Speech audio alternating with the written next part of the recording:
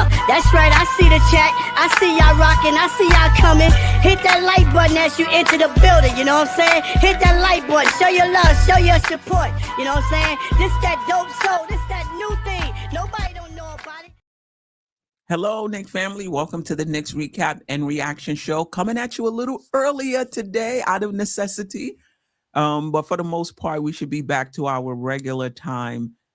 Well, I'll be here Thursday. It is New Year's Day, so I don't know about Jeff, but I'll be here. I should be here on Thursday. I don't think that'll be a problem. Okay, awesome. Yeah, oh my goodness. Well, anyway, I'm your host, Stephanie, aka Queen, joined by my co-host, Jeff Klafter from the Happily Ever Klafter daily sports blog, also resident panelist on the weekly show.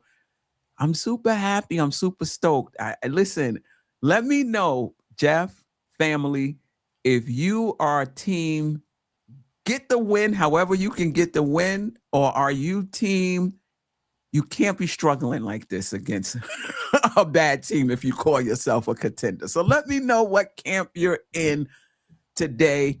I am in love with this team. I'm in love with Mike Brown and what he's doing up to this point. I think you just got to find a way to win. Like, to me, this is what NBA basketball and any competitive team sport is about.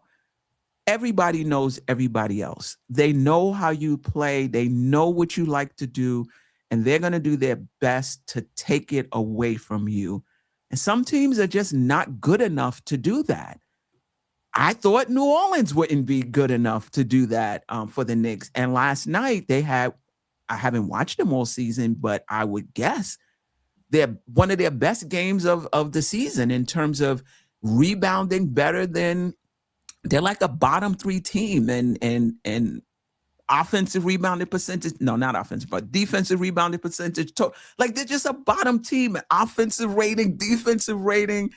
And if you didn't know that and you just turned that game on, you would have thought, wow, this must be one of the better teams in the league because they are putting it to the Knicks. And thank goodness the Knicks shot lights out last night because the defense, particularly in that first half, giving up 75 points to a team that's like 27th or 28th in offensive rating, in my opinion, is just unacceptable, even though the Knicks are not a great defensive team themselves, but still. Anyway, I'm going to turn it over to Jeff, let him give his synopsis of the game, and then we're going to dive deeper into it. Jeff, how are you? I'm great. Look, get a win any way you can. I don't believe in moral victories, so ugly wins don't bother me. And I think from a certain standpoint, it's a coach's dream because you get the win and you get to, you know what I mean? You there's a lot of stuff you can coach and correct, and especially the defense was rather porous. But I think that's kind of a function of playing these younger guys. Because I think what you noticed in the fourth quarter when we made our run and kind of took control of the game, it was most of our regulars who are used to playing with one another and are kind of more on a string, if you will. And I think we gave up 50 points in the second half and 22 in the fourth quarter. And I think I think younger players will struggle more defensively. I think that's that.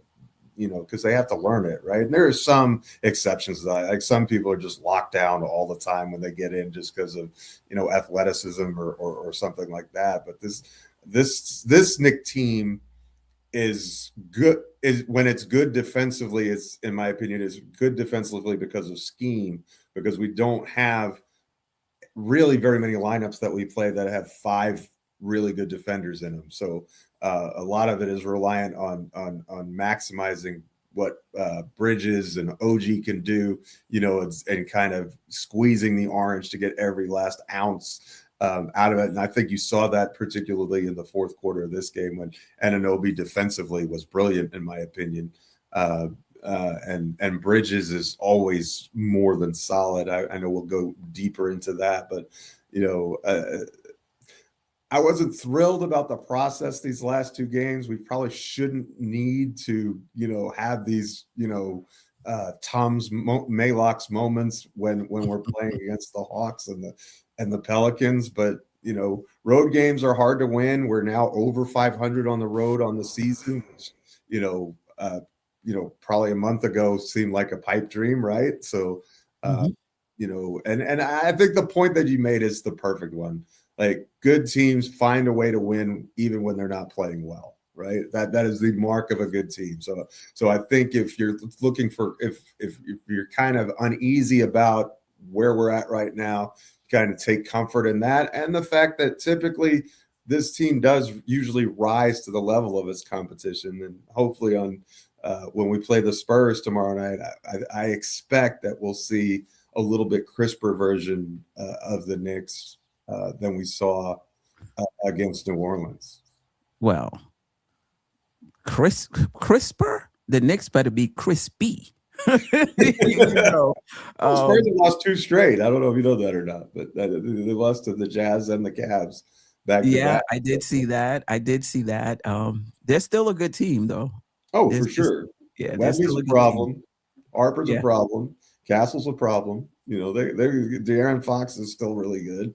They have a lot of answers for a lot of folks. Just ask Oklahoma. Yeah, for sure. We were without Mitchell Robinson last night, and we were out rebounded last night by 8, I want to say, and on the offense 42. That's right. Yeah, and on the offensive glass by 6. I think that's a function of Robinson and Hart being out. OG came in with 11 offensive rebounds for us. Towns had 12. I want to start with Mike Brown. I don't know if we talk about him enough. If you don't know, I have kind of like a soft spot for coaches. So I kind of know how this business goes. I've been watching basketball for over 40 years, the NBA particularly. And I know how this goes. You get off to a hot stretch. The team is good. Oh, this is the best coach. Next year, the Knicks hit a rough patch. Now he's on the hot seat, right? This is what's going on in Cleveland with Kenny Atkinson. So I tend not to get into the hyperbole of, this is just, oh my God. I know how this goes. You don't be a great coach and then a bum coach, overnight. Coaching is dynamic, and success is about a lot of things coming together for that coach, and failure is usually about a lot of things coming together for the coach and the team. But Mike Brown is everything. I say this all the time. Everything I hoped he would be and everything I want him to be. Last night he played 12. Now, I don't expect him to play 12, right? There's been times when he's played 7.5. There's been time when he's played 8.5. There's been times when no young players were in the rotation. Now there's every young player is in the rotation. They're pulling Josh Hart's kids and putting them on. Right. The thing about it is, whatever it takes to win, I'm gonna try to figure it out. Like last night, nothing was working. The team looked terrible defensively. And to me, I feel like the 12-man rotation was about, let me see if I can find something or somebody that's going to work, whether that's an individual player, whether that's a combination of players. This is not working. Let me see what I can do. And I love that. About him. I love, calling the timeouts right after a missed defensive play. Obviously, he didn't have 682 timeouts, which he would have needed last night. Call a timeout after every terrible defensive play. But I love that. Break the momentum. It's like, boop, right there. That's how you get your team's attention. I love that about him. And, put in, the young kids in, listen, some of it is necessity. Like let's not gloss over that. We were down hard. We were down. McBride came back last night, but before that, McBride and Shaman. Last night we were without Robinson. So some of it is necessity. Okay, I get it. But some of the players he's using is like, he didn't have to use McCullough, even with the necessity, right? He could have gave Diawara more minutes. He could have gave, some of the starters more minutes. I love this, shout out to Tony, who was with me Sunday. He called it data collection. It's just data. Let me throw these guys in early in the season so we could see, we could see what we have. If I need to go through, go to them later on, I kind of have a sense, of who they are. You guys know how I stand about young players in the playoffs, and there's nothing any young player could do during the course of a regular season that would change my opinion about that when it comes to the playoffs. But right now, we're not talking about the playoffs, right? Right now, we're talking about an injured team that needs players to step up, who are getting the opportunity and who are giving us positive minutes. And over the course of a season, you're going to need that. Even Yabusele got back. Kudos to Mike Brown for that too. He didn't have to play Yabusele last night, but he had 2 DMPs. And I'm wondering if he's thinking, let me just throw him in here. Like, I don't want anybody sitting on the bench, feeling like they are totally out of the rotation forever. Let me put him in here, give him some minutes. And he was rewarded. He was 3 of 4 from the 3-point line. 2 terrible turnovers. Okay, nobody's perfect. But, I like that, as well. Just get him, just get him out there. Kolick, the last 2 games have not been great. He only played 12 minutes last night. Yes, like you're going to go up and down as your performance goes up and down. You're going to be in and out based on your performance, based on your need, going zone at times, in the press con. I'm gonna throw it to you, Geoff. I know I'm saying just cook. Just cook. I'm good. I'm paying attention. I'm learning. So keep going. Just in the press conferences, getting on guys. I love the way he does it, a little sandwich method where he'll, give them a compliment, criticize, then give them a compliment at the end.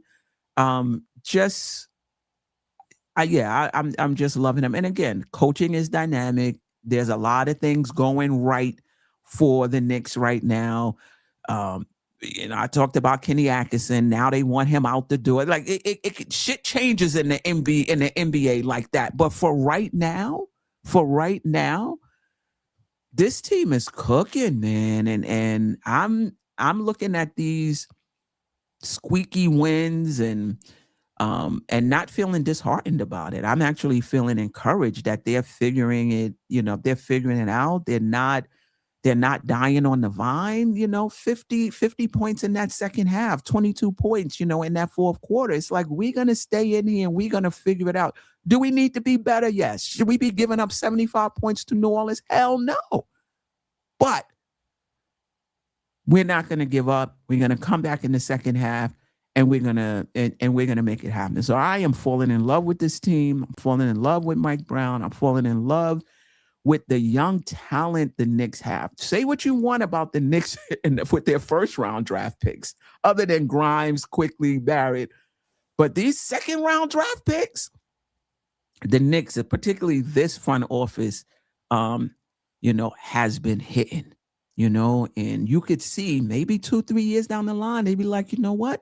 Diawara is ready. We're not going to re-sign Josh Hart. Diawara is ready. Maybe we don't extend whoever it is. And in this collective bargaining agreement, if you can get, cheap talent, you need to. And I think, and Geoff, I am going to throw it back to you. This is a lot of what Mike Brown is doing. He's getting a lot of credit for. But I think a lot of this is coming from the front office, and they found a collaborative partner, right? Like they're saying, we're looking at we're going into the second apron. We need to kind of bring these young players along when you can, because we're going to need them going forward. We're going to need some cheap talent and I think that was an organizational decision, and Mike Brown is finding time when he can. When we're healthy, none of these young players were in the lineup, right? Will they be going forward based on what they've shown so far? We shall see. And I think the same thing with the minutes. I think that's also organizational. Listen, we need to keep the minutes down from these for our main guys when you can. We understand. There's been games when Bridges played 40 minutes, right? There's been times when some of their minutes have been up. There was a time on a back-to-back, Karl Anthony Towns played like 40 minutes on the second half of a back-to-back. It happens sometimes. But for the most part, this is what the organization wants. It's almost like a mandate, if you ask me. And Mike Brown has been delivering and winning at the same time. Like it's not like, oh, they're hampering me with these minutes restriction. They're hampering me with me having to bring these young guys along. And they're giving him grace. They're giving him flexibility. Like they're not like, oh, listen, it's been 5 games now. No young player has been in the rotation. This is no, they like it's a collaboration. So super happy with the team right now. Super happy with Mike Brown. Jeff, I don't know if I need to say anything else for the rest of the show. I think you need to keep cooking. You're one of the best analysts out there in Knicks in the Knicks content creation universe for a reason. Wow. I don't know about that. I'm more than happy to just sit back and let you cook some good food right there. But I like Mike Brown. I think he's doing a good job.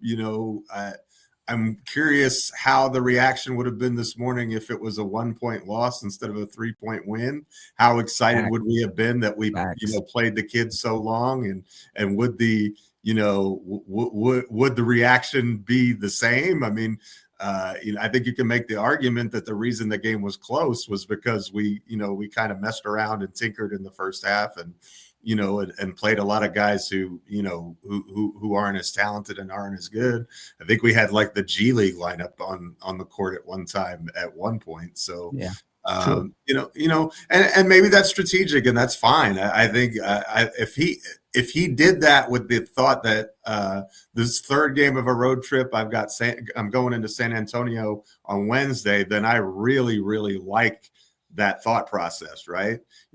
We can do enough to keep the game close, keep it within distance, and then we go to our closing lineup at the end. And I kind of feel like in the absence of Josh Hart, Deuce McBride is kind of showing why he deserves the starting position, in my opinion. It's one of the things that I've been talking about for a while. And I think that lineup that closed and made the big push at the end was really the one that we, that may be our best lineup. I mean, I think, we have our Diawara crush, all of us. I think Cool Mo D, but I think right now he's just Cool Mo. I don't see a whole lot of D going on there, but it's kind of fascinating that he had the same number of field goal attempts as Karl Anthony Towns that game. Like, and to his credit, he shot the ball well. We really struggled on the glass from our forwards position in particular. Porty didn't have a rebound, I don't think. Diawara didn't really grab any boards. Didn't have anything. If you didn't see the minutes, if you covered the minutes and you just looked at his stat line, you would think he didn't play. if it wasn't for the 2 fouls, right? It was just zeros across the board. And credit to Towns and OG. Like, first of all, that's one of the things that you pointed out at the beginning of the year that I've been tracking and following is how good of a rebounder is OG Anunoby going to be this year. He's definitely improved on that end. Double digits last night was critical. Towns, again, double-digit rebounds despite missing time because of silly fouls again, right? And so, but those really were the 2 guys. Like everybody else, like I think Deuce McBride had more rebounds than every other forward. He had 3. So, I think that's kind of a concern from the younger guys. It's always nice when a guy scores, like Diawara was on fire. I think he's 4 for 4 for 3 and 7 of 9 from the field, which is great, but he was also minus 12, in a game that we won by 3 points. So, I think that it's fun to be enthusiastic about the young kids, but, I don't know that I'm ready to hand the keys to the car over to him just yet. That's all I'm saying. I'm glad that we kind of pressed the right button. We got we got good minutes out of him, and I think there's a lot there for the future and going forward. So I think that that it's good. He's going to be a really good rotation player. But I'm not going to like jump out the window for him because he hit a couple of shots in 18 minutes of work. I thought he did a nice job on as far as scoring. I think he got a little lost defensively, and the defense wasn't just his fault, but I mean, we gave up 41 points in the first quarter to the Pelicans. That's a lot. I mean, and he was certainly part of that. And so, I think that we need to take the good and the bad and kind of look at all of it, and not just like, it's easy for us, especially after a win, to just say, hey, everything is great. Well, some of the things are not so great right now. And there are some things that we definitely need to figure out, particularly on the defensive end. I thought last night was maybe our worst defensive performance of the season, especially in that first half. And I didn't think we were particularly good against Atlanta either. So that's one of the things that I'm trying to monitor is how are we going to get this to passing? Because I don't know that you can survive playing defense like you can beat the Hawks and the Pelicans like this, but can you beat the Thunder and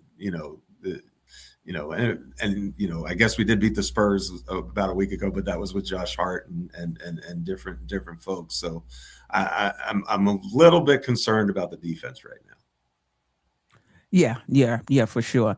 I mean, listen, I think your point is valid. Like if you take the macro, the macro view. And I think we're both on the same page in terms of young players when it comes to the playoffs. But if you're just taking like a slice, or smaller macro view, this is what you want from your young players. Like, that they give you good minutes when they come in. Like, is Diawara ready to start for the New York Knicks and play 30 minutes and be a consistent performer? Probably not, right? Probably not, right? I think if he got that type of role, we would really see the ups and downs magnified, in terms of his development. But like overall, when you look at Diawara and you look at Kolek and you look at McCullough, for me, it's encouraging that the Knicks have them in the pipeline, and so when they go out and have, games like this, to me, it's like, this is somebody who's Diawara, who's raw, who, in my opinion, his defense and his athleticism and his energy and his length is well ahead of the shooting, right? I do think he has a good feel for the game offensively, but well ahead of his shooting. But to see him come out with that energy, he just pops off the screen energetically. And to see him knock down shots. And one thing about him, he was hot. He could have taken more shots. There were times when he had open looks and he just moved the ball along. So it was, like he was playing within the flow. I wasn't like, oh, I'm hot, I'm going to take every open shot that, I get. So to me, I know these young players are going to be up and down. So I'm kind of looking for, did we get positive minutes from them in the time that they did get? Is there a certain skill level that I'm seeing from them that I think if they continue to develop would bode well for us, even if not this season, next season, or the year after? That's kind of what I'm looking at. It's not going to be gravy every single game. Like we've seen Diawara come out some games and shoot it to the street. Like where did that shot go?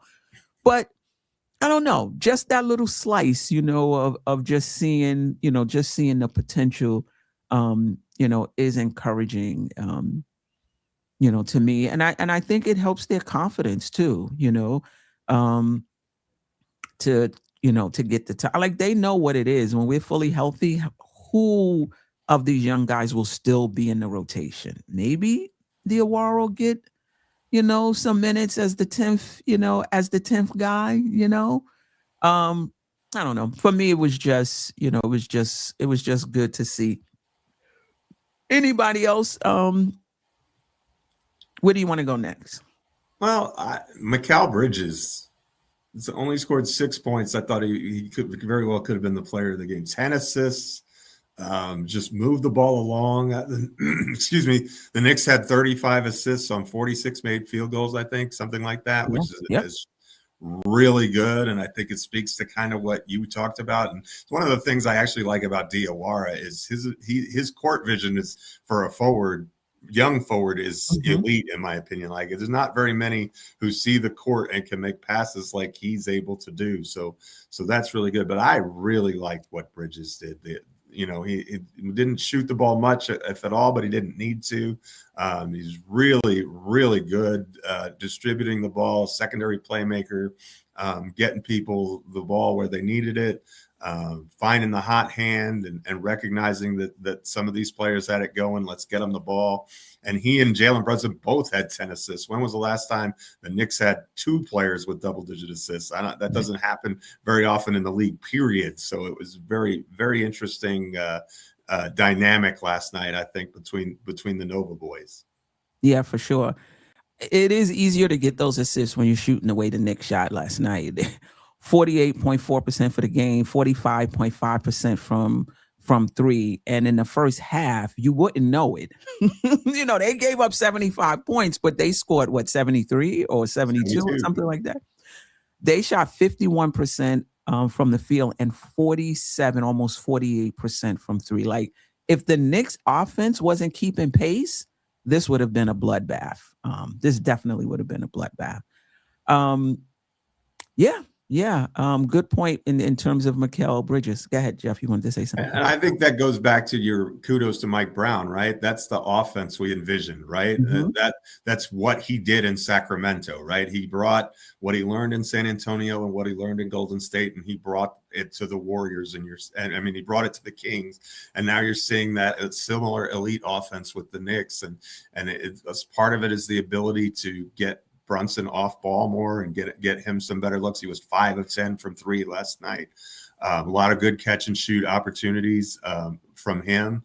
And I think that just makes him a much more dynamic player. He still didn't shoot the ball well from the field overall. I think he was 10 of 23, which, it's not as efficient as we're used to from Jalen, but I'm not going to kill him over it. I mean, he was the guy in the fourth quarter yet again. It seems to kind of be the MO of late. He kind of struggles through quarters 1 through 3, and then he's back to his normal self come the fourth quarter, and he's able to carry us across the finish line yet again. But he had help. I mean, McBride had some clutch free throws. 12 of his 14 points was in that fourth quarter, if I'm not mistaken. And that's something that you've talked about with Deuce before, though. He seems to be a player that elevates as the game goes along. A lot like Alec Burks. Alec Burks is a guy. All of a sudden he's got 18 points, and all of them are in the fourth quarter. Right. And so Deuce doesn't seem to shy away from the big moment, which is nice, and I hope that continues in the postseason. I thought he was really good. It was good to have him back.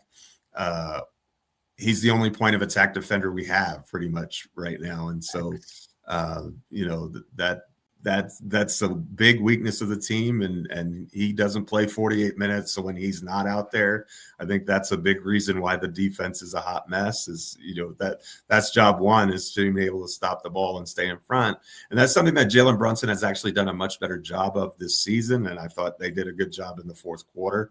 But in the first half, it was like, the doors were open and you just take whatever you want. I mean, it was really, really atrocious. But I thought we got really good minutes from Deuce, and I think that he's shown that his role is going to be a minimum of 25 minutes. Like even when everybody's healthy, he's borderline starter to say the least. And I think that our best units have Brunson and McBride playing together, which isn't, is counterintuitive to the, you need to have size. Well, that lineup just continues as the sample size gets bigger and bigger to say, well, maybe no, you don't. Yeah. I don't think he's going to start, though, because the Knicks have been pretty good with Josh Hart in that lineup, too. So I'm not sure if Mike Brown is going to go back to take Hart out and put in McBride. But to your point, if he does, the Knicks are just as good. For me, it's not even about who starts, is what are the different lineups that are being used, and are these positive lineups. So when McBride is in there, those lineups are positive. When Hart is in there, it's positive. To me, it's more about the positive lineups and those, and those closing lineups as well. But again, everybody on this team pretty much has made it difficult for Mike Brown when everybody is healthy. And another good thing is you got to have good situational players, because in the NBA, there's always a situation, foul trouble, injuries, suspensions. You know what I mean? Shout out to Jose Alvarado. But there's always situations. And to see these guys step up in situations bode well for us, even if they don't remain in the rotation. Like, we can go to these guys and chances are we'll get positive minutes. It's not going to be all the time, right? Because they're young, but we can get some positive minutes. But just to piggyback on McBride, looked like he never left. He only played 18 and a half minutes. That's it. That's all he played. But the impact was phenomenal. 4 of 8 from the field, 2 of 5 from 3-point line, 4 of 4, I believe, from the free throw line. If I'm not mistaken, he's a big shot maker. He's a big shot maker. So kudos to him. I want to talk a little bit about Towns. 30 minutes, and a lot of that was foul trouble. He only played 10 minutes in the first half. He played 20 of the 24 minutes in the second half. Only took 9 shots, like 4. I think it was 4 shots in the second half, 5 shots in the first half. And I know I've been on this kick, like after Brunson, it's just kind of equal. Opportunity between Towns and OG and Bridges. But last night, nobody took over 10 shots except for OG and Brunson. And I go back and forth with let Towns get it within the flow of the game. And 9 shots is unacceptable. Between that, Geoff, 9 shots for Towns. Like, this guy, the Minnesota game when Brunson didn't play, there was another game after that where you could and listen, we know Towns. We've seen him over 10 years. We've seen him all of last year when he had a career year. We know what he can do on the offensive end. We might be leaving a little meat on the bone by not taking more advantage of him. Now, 3 games from now, I might be back to letting him get it within the flow of the game, right? But 9 shots, no. And kudos to him. He is a professional. There's no sulking. He just does his job, right? 12 rebounds last night, and we were still out rebounded. But he got another double, 12 points, 12 rebounds. He hit the go-ahead 3, right, for the first lead of the night since the first quarter. He just stays in there, regardless of whether he's getting the ball, not getting the ball. They're going down, they're not going down. He just stays in the game.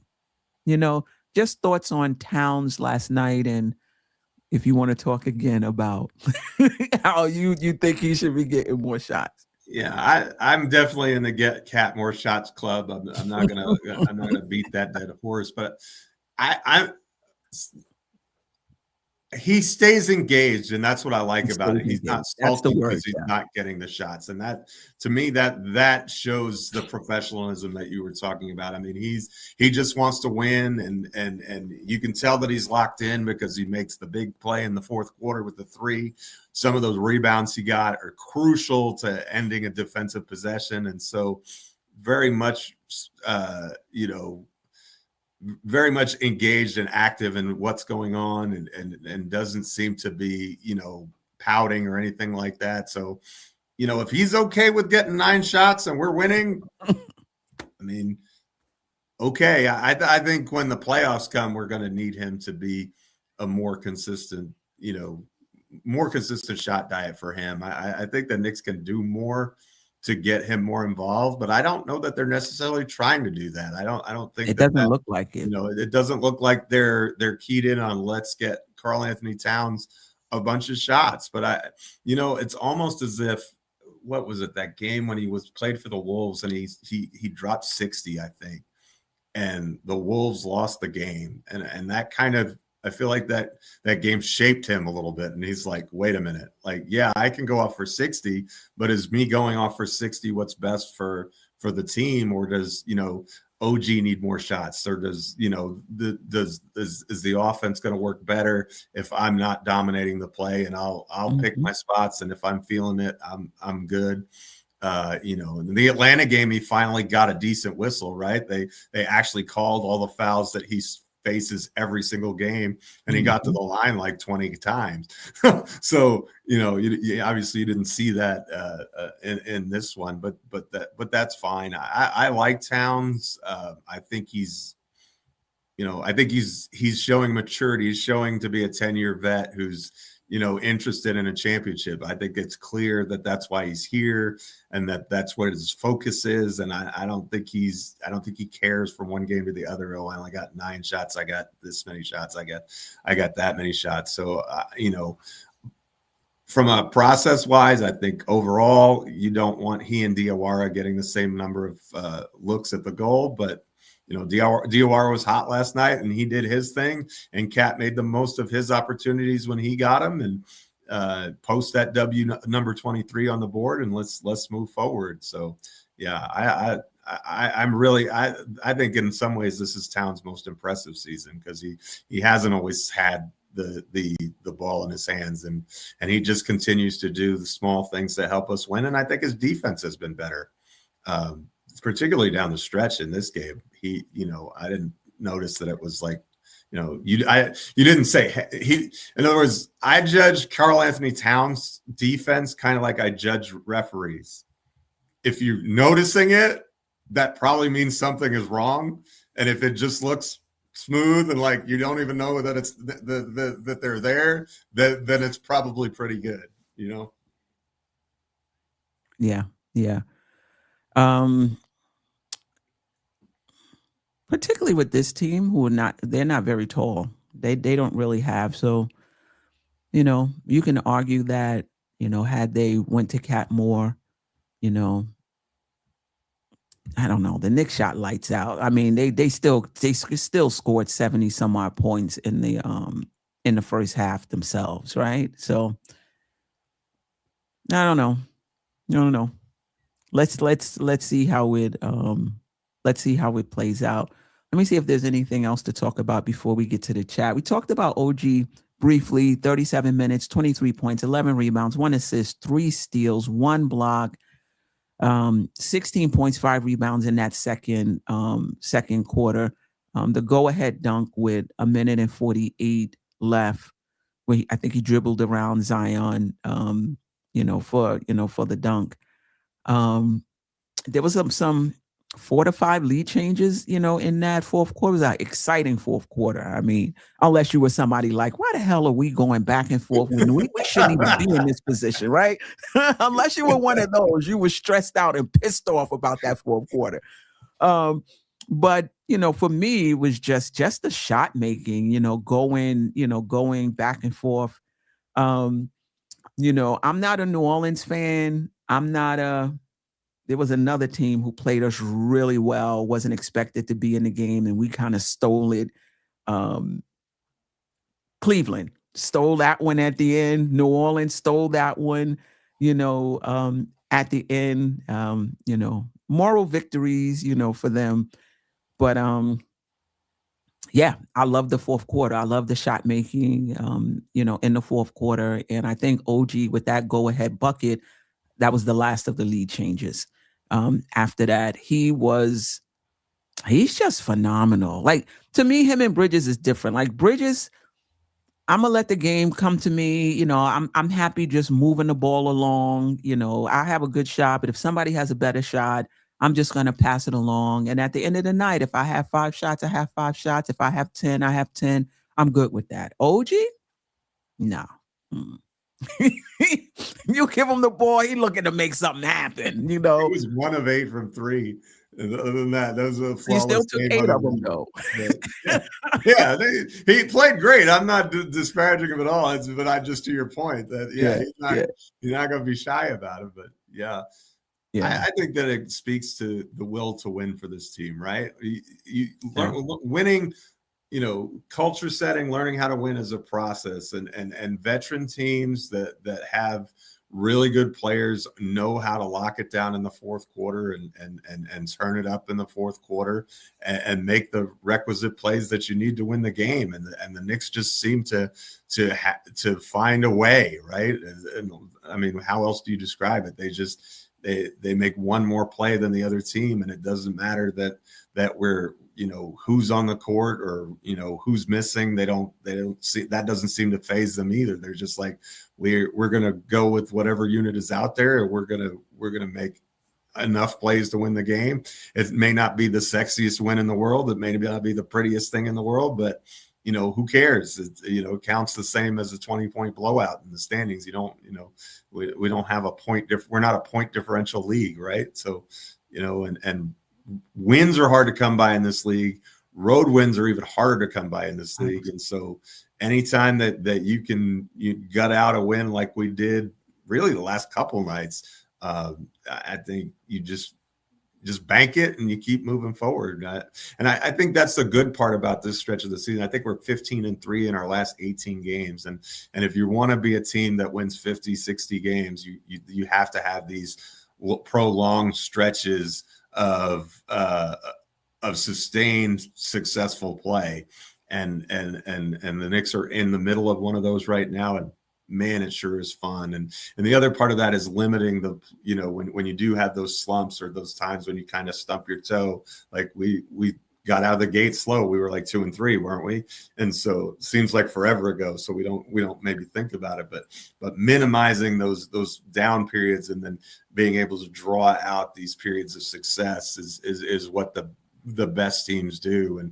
And so we're in one of those runs right now. 15-3 is, I mean, that's superb basketball. We're playing over 700 ball for the season. I mean, that's everything that you want. And we faced adversity. That's what I like about it. It's not like, you know, it's not like everything has been handed to us on a silver platter. Pretty much everybody has missed time. I think if you add up the minutes where we've been completely whole as a team, it's probably less than a game's worth. So I think that speaks well. And part of that is because all of these young guys are stepping up and filling their roles. So kudos to Leon Rose for finding guys who can play at the back end of the rotation, because you need those guys. And not only do we have them, they're not just performing, they're shining when they get a chance to play. I mean, McCullough, and it's on different nights too, because we had Kolek Sanity, and he's kind of calmed down a little bit, but he still had 5 assists last night. Yeah. You know, and McCullough had his big game the other night. Now it was Diawara's turn. And so it seems like everybody, but you know, you're talking about data collection. It's not Daddy A collection right now, because he seems to be the only one who can't get in the ball game for whatever the reason. But I think that he's even going to have at some point, just because that's how the game works. And Tom Thibodeau talked about that a lot, right? Over the course of the season, you need everybody. And right now we're relying on everybody. And the good news is that everybody is showing that they can play. I actually really like Jamison a lot. Like, I think Trey Jamison is a really nice player who has a future in this league. I think you know, I'm not saying thrust him into the starting lineup, but when you have Towns in foul trouble, you're without Robinson, you can put him in for a couple of minutes. Would you prefer him over Huck Porty if it was your choice? Oh, that's tough, because I mean, based on last night, yes, but I think Huck Porty's done well in other games. So if you're just judging it by what he did last night, for sure, but I've seen Huck Porty play a lot better than he did last night. I don't know.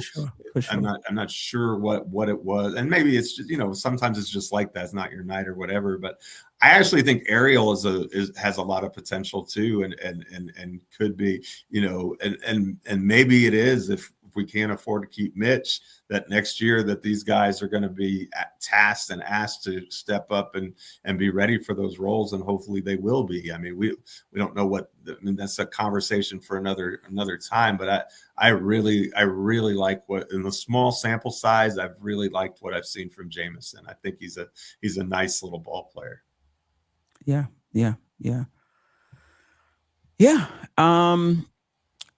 I guess the only one we didn't talk about was, we didn't talk about Brunson, but 28 points, 10 rebounds. There's just another day at the office, so he doesn't even make it on the onto the list. And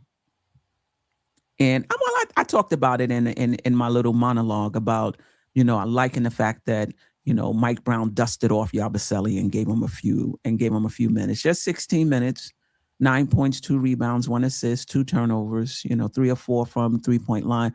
But even him, coming in like, this is my opportunity. I don't know. I might just get 3 minutes. I better knock down a shot in that 3 minutes, because I don't know when I'm up to see the floor again. You got to make the most of your minutes. Really last night, Clarkson was 13 minutes. 13 minutes, small roles. So being flexible with it, I think that's the right way to play it. When you have a plethora of talented players, go with the guys who are really cooking. And we saw, in the San Antonio game in particular, Clarkson's performance really stood out, but we didn't need him for 25, 30 minutes. And so we were able to play some of these other guys, and I think we were rewarded for that. So, the more weapons that you have at your disposal, the easier it is to win in this league. And they're just, everybody's getting their chance to shine. We do have like 2 or 3 super chats. Yeah. No, I'm gonna get to I am gonna get to super chat. I did see them. I agree with that, but I just thought it was good for Yabusele to get back in the game. 100 after 2 DMPs, right? You don't want anybody to get too low. I don't know anything about his confidence. He probably would have remained confident anyway, but it was just good to see Mike Brown go to him, and it was good to see him not shy. At any rate, he was 3 of 4, and he from beyond the arc. So and that's what you want him to do. Actually, this is the first time I really felt like his rebounding numbers were down. I've actually been pretty impressed with how he's done on the glass in the games where he wasn't necessarily shooting well. And This was kind of the first night where he didn't really do much in terms of that. But he made some shots when he was in the game, and he's going to be a useful piece somewhere in line. I'm still convinced of that. I don't think really. Okay. I don't think he's going to be I don't even know that he's going to be I think he's going to be a situational piece, but I think he can still be a useful piece. That's what I'll say. Yeah. And kudos to the team for just passing him the ball, and passing Diawara the ball, and passing whoever is open the ball. As opposed to, I've seen last year, you look at a player and go in the other direction. In years past, I should say. Not last night. All right, let's get to the chat, particularly the super chats. Shout out to Paris Duggar. Appreciate you. A few things. Brown is coaching my dream way. Develop, encourage, then trust in season to build depth and trade value assets. That's something we don't talk about in the hype.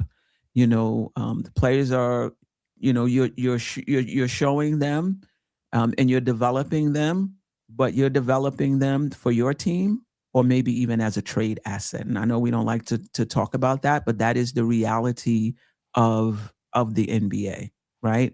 And so the more they play, the more they perform, the more they have tape, the more they become valuable trade assets. Now, whether the Knicks choose, I'm not saying the Knicks will trade them, but that is the flip side of it that we don't talk about in all of our hype and excitement.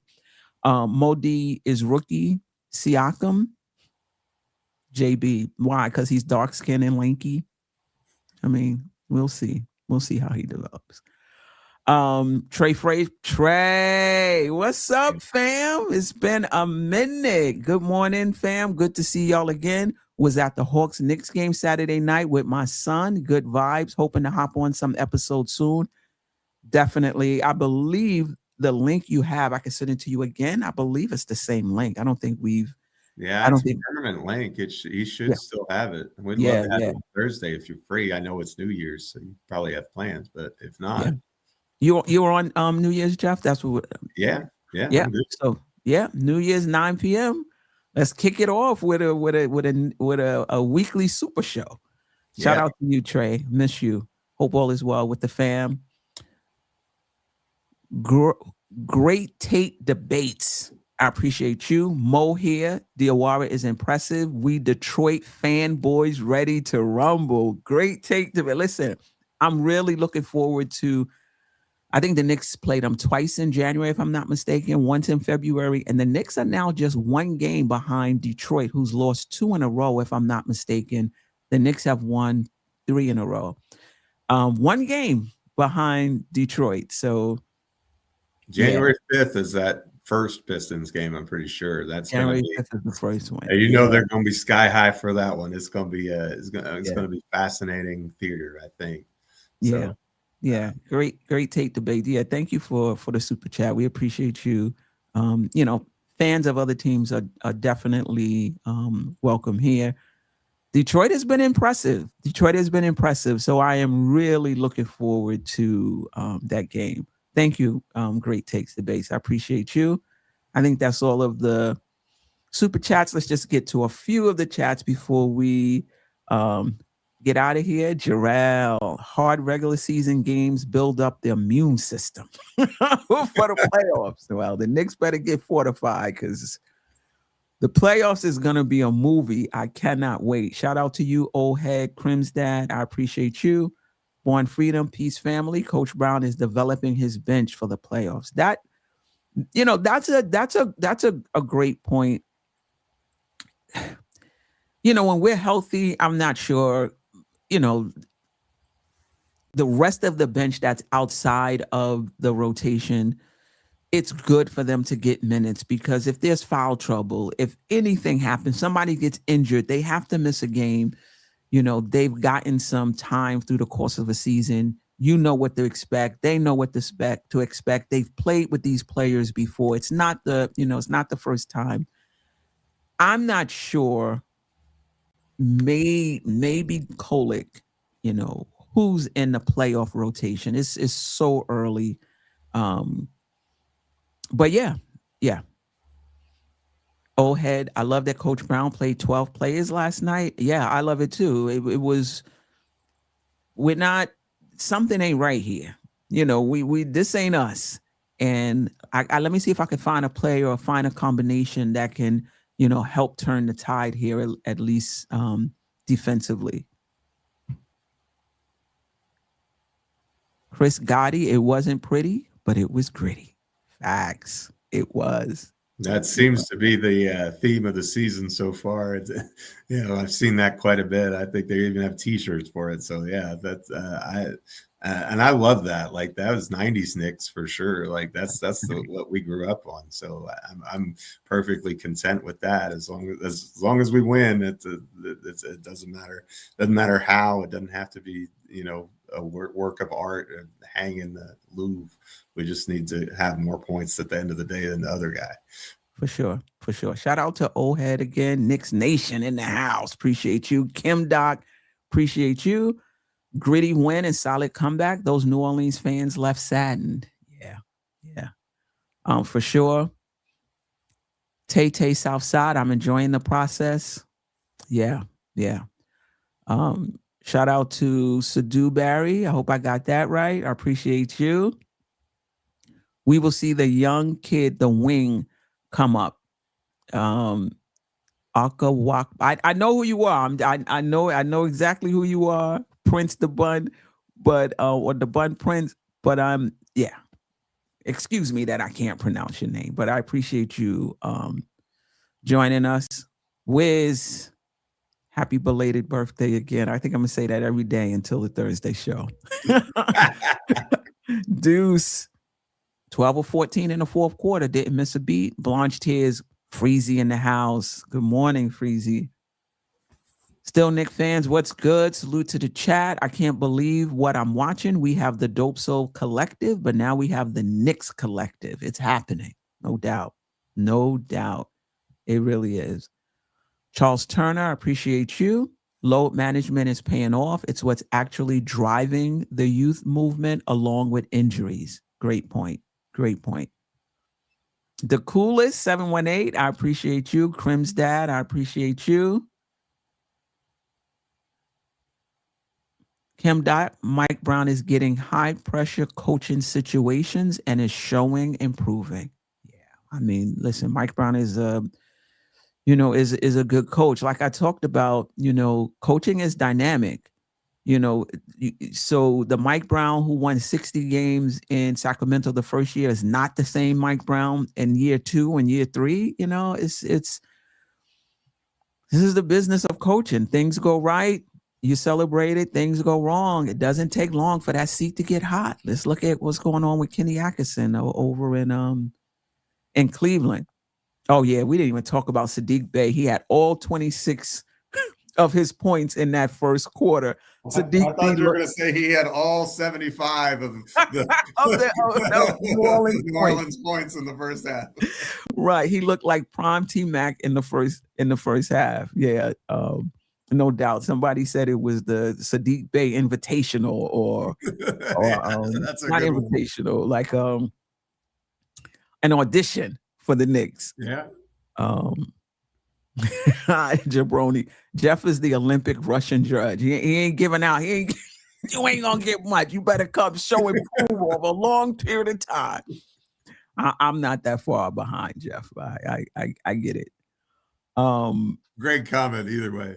Yeah, great comment.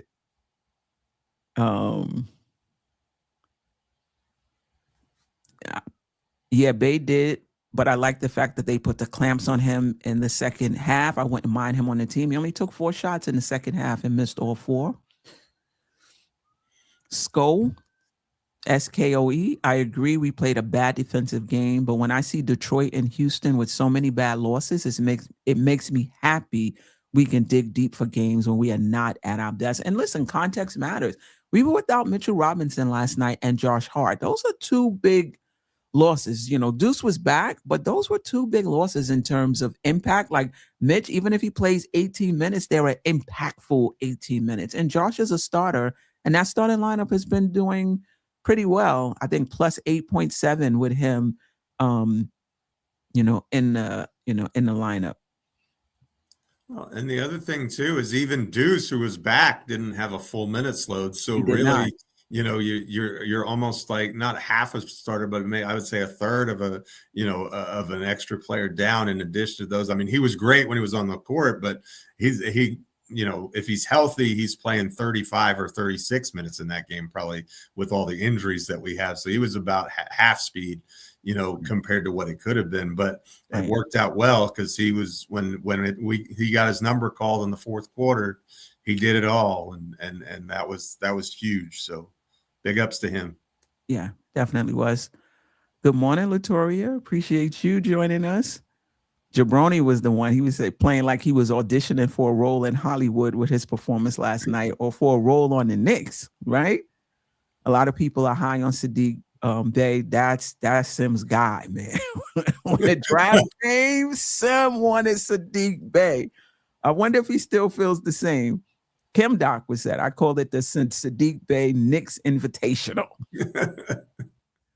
Yeah. Well, you know what? If Sim likes him, I have a lot of faith and confidence in his ability as a coach, just as someone who sees the game. If he thinks Sadiq could be good for this team, that fascinates me. But I mean, even if you do, like, I'm just throwing names out there, but if it was like a Yabu and Pacome, where are the minutes for Bey? I mean, because he's a player who's going to come here expecting, I would imagine, you know what I mean? He plays like not even expecting. You're not trading for him if he's not in the rotation. Like, you're not giving up assets for somebody to be situational.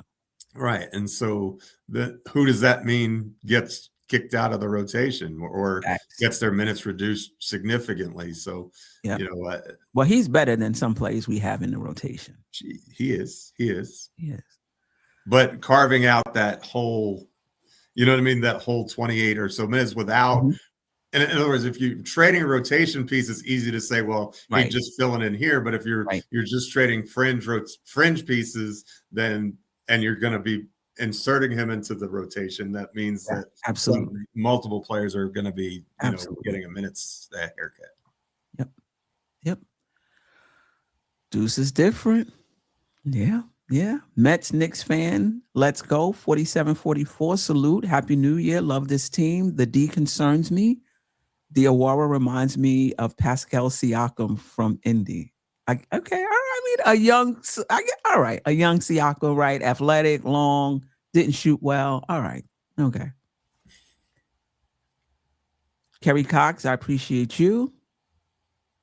East Blue Drew, I appreciate you as well.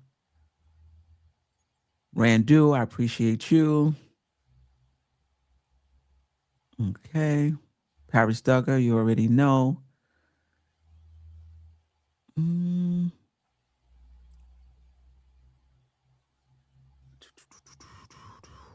Okay. All right. Ducksaurus, I appreciate you. Rex, appreciate you. Old head, of course. All right. I think. All right. Any last words, Jeff? Everybody be safe for New Year's. We'll have a couple shows that we should be doing I don't know if it'll be lunchtime live, but I don't know what time you want to do the post game for New Year's Day. On New Year's Day, yeah.